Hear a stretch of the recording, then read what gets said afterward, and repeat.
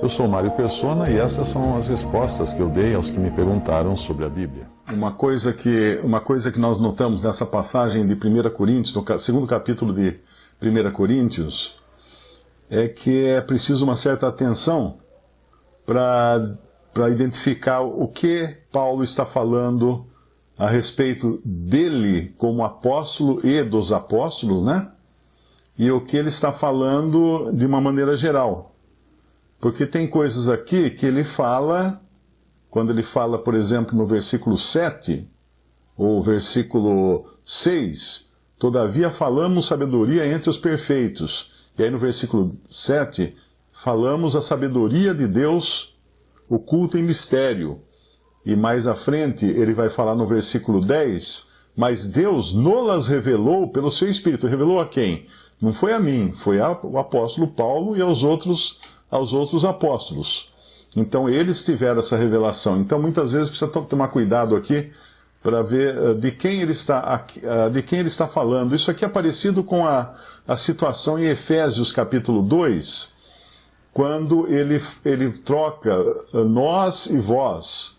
Por exemplo, lá ele fala, vos vivificou, estando vós mortos em ofensas e pecados, em que noutro tempo andasse segundo o curso deste mundo, segundo o príncipe das potestades do ar, do espírito que agora opera nos filhos da desobediência, entre os quais todos nós também antes andávamos.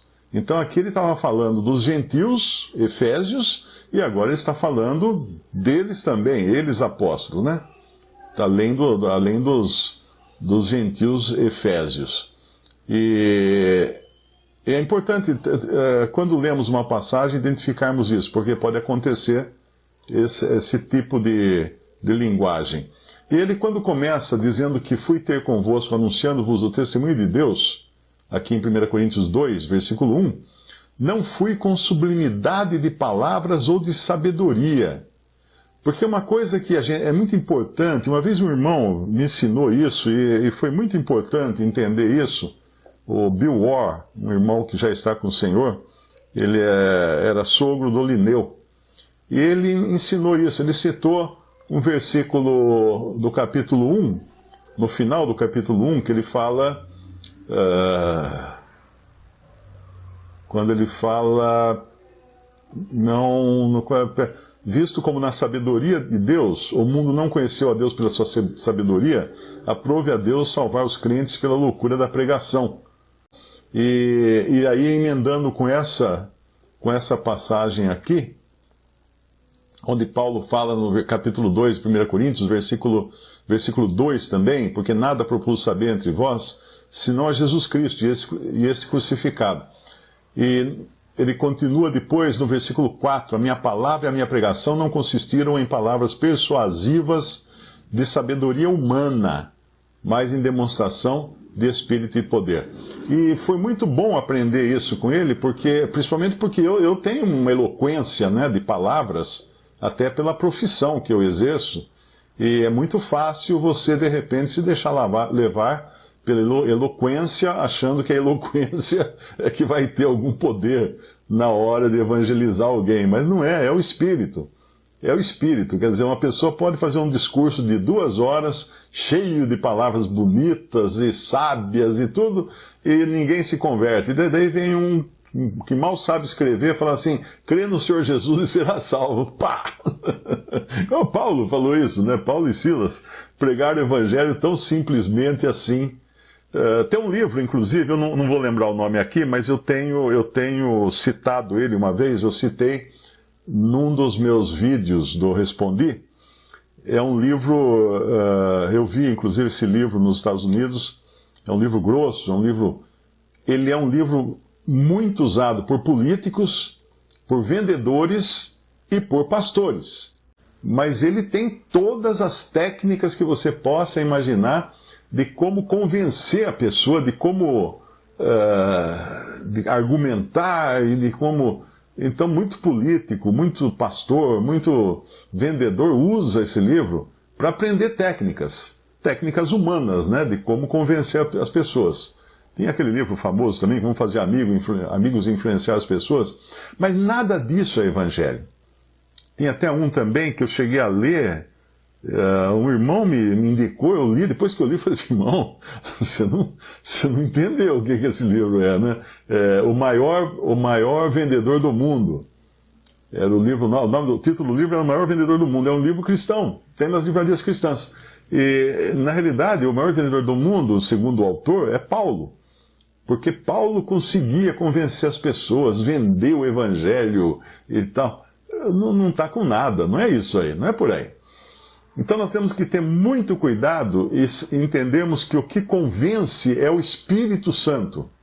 É claro que você pode fazer muito para evitar que a pessoa durma na sua frente, né? Então, aprendendo inclusive com a Bíblia. Vocês sabem que eu uso muitas histórias, eu conto muitas histórias. Por quê? Porque o Senhor Jesus contava histórias. Nós sabemos que parábolas eram histórias que ele contava e pegava o gancho nessas histórias e falava. O próprio apóstolo Paulo, quando ele vai lá a Atenas, ele vai falar do Deus desconhecido, ele pega o gancho no Deus desconhecido. Alguém podia falar assim, ô Paulo, o que você vai falar do Deus desconhecido? Nós somos cristãos, não tem nada a ver esse Deus desconhecido. Era o gancho, ele pega o gancho, aproveita o embalo, desperta o interesse das pessoas e aí vai embora. Aí ele vai trazer para as pessoas o verdadeiro evangelho. Mas sempre lembrando isso, não é com sublimidade de palavras e com sabedoria humana que nós temos que pregar a palavra de Deus. E para quem tem muita sublimidade de palavras e sabedoria humana, que vigie, então, para ver se isso não vai entrar no caminho. Porque aí, se a pessoa for convencida, vai ser convencida do mesmo jeito que um comprador é convencido por um vendedor, num discurso de vendas, né? Então, muito cuidado, aquele que prega tem que ter muito cuidado com isso. Para que a vossa fé, como fala no versículo 5, não se apoiasse em sabedoria dos homens, mas no poder de Deus. E aquilo que se apoia no poder de Deus nunca mais vai cair. Mas o que se apoia em sabedoria dos homens vai logo cair. Mesmo porque os homens falham. Você às vezes segue lá um pregador famoso, que muito eloquente, muito sábio nas palavras e tal, e de repente esse pregador cai em pecado, se desvia da verdade e você fica sem chão. Tira o tapete porque você estava seguindo ele. Seguindo ele. Mas se você seguia realmente a palavra de Deus, ainda que fosse pregada por esse pregador, ainda que ele caia, você continua em pé. Por isso que quando nós criamos os nossos filhos, a gente sempre admoestava eles assim, quando eles faziam alguma coisa errada, a gente nunca falava assim, não faz isso que o papai e a mamãe não gostam. Não, não faça isso porque o Senhor não gosta. Porque um dia o papai e a mamãe iam fazer besteira. Então, eles não podiam se firmar na nossa pessoa, ou no poder nosso. Porque o poder nosso ia enfraquecer um dia. Então eles tinham que saber que eles teriam que ter obediência ao Senhor. E é assim que tem que ser também quando levamos a palavra de Deus. Visite respondi.com.br. Adquira os livros ou baixe e-books. Visite 3minutos.net. Baixe o aplicativo.